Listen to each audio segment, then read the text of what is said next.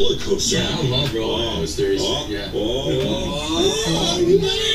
Strap in for a flavorful ride. The original and Island Fire spicy chicken sandwiches. This is how you Sonic. Tonight, much too fast. Late today, we learned the speed the New York commuter train was going before it jumped the tracks. Jeff Pegues, Don Daler, and Michelle Miller are on the story. How scary were those few seconds? Scariest moments in my life.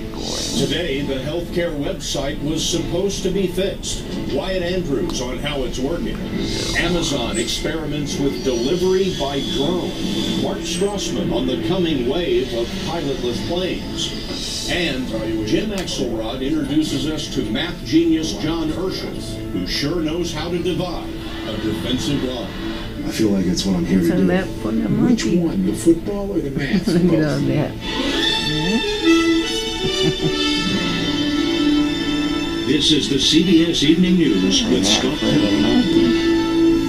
Good evening. Well, the curve was sharp and the train was going way too fast. Late today, federal investigators said that the commuter train was bolting down the track at 82 miles an hour as it approached the 30-mile-an-hour zone in the Bronx, New York, early yesterday.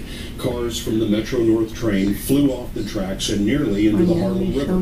4 people were killed. Some were thrown from the train. 75 others were hurt and 11 of them critically injured. Investigators are poring over the data from the train's black boxes to find out why this happened.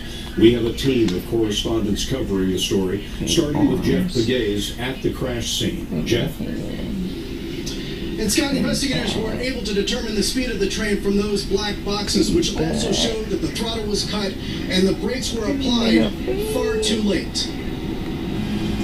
By the time the train reached the curve, it was traveling nearly 3 times as fast as it should have been. Earl Wayner is an NTSB board member.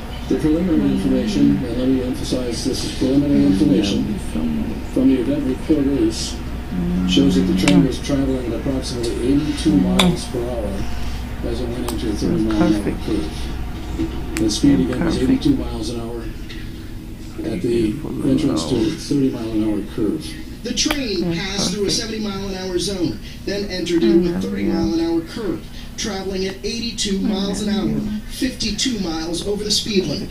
The brakes were fully applied just 5 seconds before the train came to a complete stop, likely after the train had already started to derail. The throttle was cut just 6 seconds before the train stopped. It was only 6 seconds before everything came to a stop that the throttle went to idle. This was late in the game. Very late in the game. The NTSB says it is still reviewing the data from the recorders and interviewing the train's 4 crew members, among them the engineer, 46-year-old William Rockefeller Jr.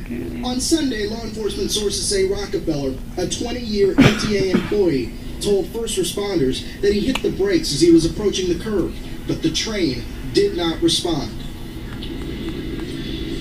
Investigators say so far they have not discovered any evidence to suggest that